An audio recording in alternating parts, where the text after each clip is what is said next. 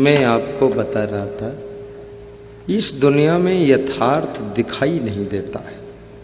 यथार्थ जैसा संसार है वैसा दिखता नहीं है, और जैसा संसार नहीं है वैसा ही दिखता है। दुर्योधन जब पांडवों के भवन का उद्घाटन करने के समारोह में शामिल होने गया तो भीम उसको लेने आए थे। भीम से ही ज्यादा उसकी अनबन रहती थी और भीम को ही लेने भेजा कि तुम ही जाओ। भीम भी महान है जो लेने चला गया, अन्यथा नाराज होता तो कहा हम लेना जाए, उनका चाहे कोई जाए। आजकल का आदमी तो एक बार नाराज हो जाए तो जिंदगी भर नाराज रहता, बहुत लंबे समय तक गुस्सा खींचते, और जितने लंबे समय तक तुम नाराज रहोगे, क्रोध में रहोगे, गुस्सा में रहोगे, आपकी बुद्धि का स्मरण घटता चला जाए, क्योंकि ये बुद्धि पर और लोड पड़ रहा है, फालतू लोड ला दे नाराजी का। और जब जब उसकी याद करोगे, जब जब उसका नाम कोई लेगा, तो तुम ये भी कहोगे इनका नाम सुनते ही 100 ग्राम खून जल जाता है। और न जाने दिन में कितनी बार कोई सुना वो तुम्हारा खून सब जल गवा। ये क्रोध मामूली राक्षस नहीं है, बहुत खतरनाक। तो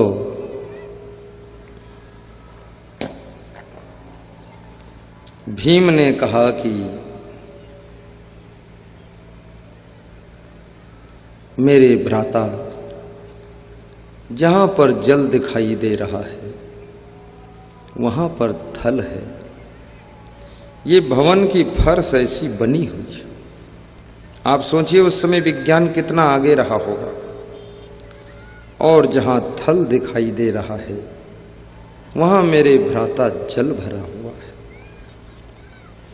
तो जहां जल दिखता है वहां तो निसंदेह रहो आप, चलते चलो चलते चलो। लेकिन जहां थल दिख रहा है वहां थोड़ा धोती ऊपर समेट लो। उस समय लोग धोती पहनते थे, पेंट नहीं पहनते थे। पेंट तो अंग्रेजों ने पहना दिया है, तो पेंट भी बुरी नहीं है।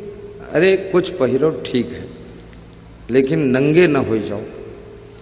भविष्य में तो संभावना ये भी है कि लोग नंगे हो सकते हैं। टेलर भी फ्री हो जी है कि अब कौन कपड़ा सिली जब नंगे धड़ंग घूमत लोग। कितनी विदेशी औरतें नंगी हुई गई। मैं तो देख आया वहां हांगकांग में देखा और इंडोनेशिया में देखा। विदेशी औरतें, विदेशी आदमी 80% नंगे हुई गए। टेलर भी रोवत है कि अब क्या होने वाला है। अब जानवर कपड़ा सी की के कपड़ा सी बताओ।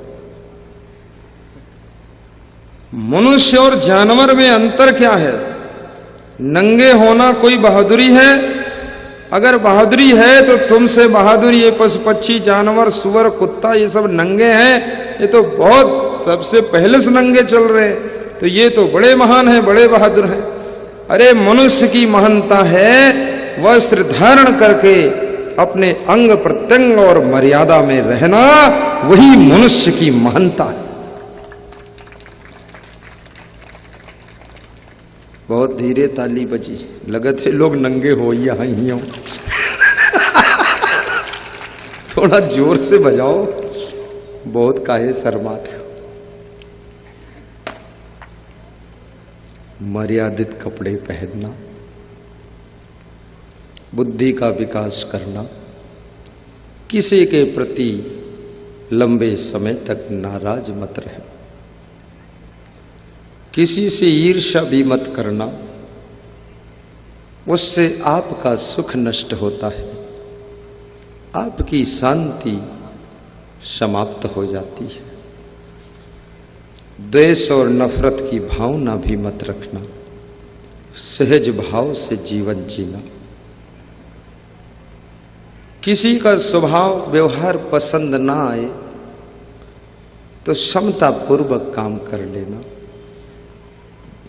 जैसे रोडवेज बस में तुम बैठते हो, ड्राइवर गाड़ी चलाता है, उसके गाड़ी चलाने का ढंग आपको पसंद नहीं आता है, फिर भी गम खाकर बैठे रहते हैं, मारपीट थोड़े करते।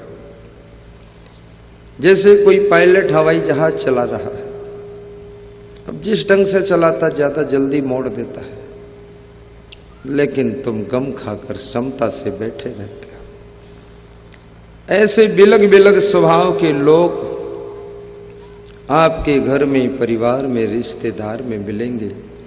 उनके साथ में भी अपनी सेटिंग बिठाना, गम खा लेना, सह लेना, बहुत नाराज मत होना, खुश रहना।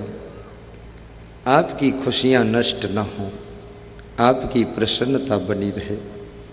दूसरों को तुम समझा नहीं सकते हो, लेकिन खुद को तुम समझा सकते हो।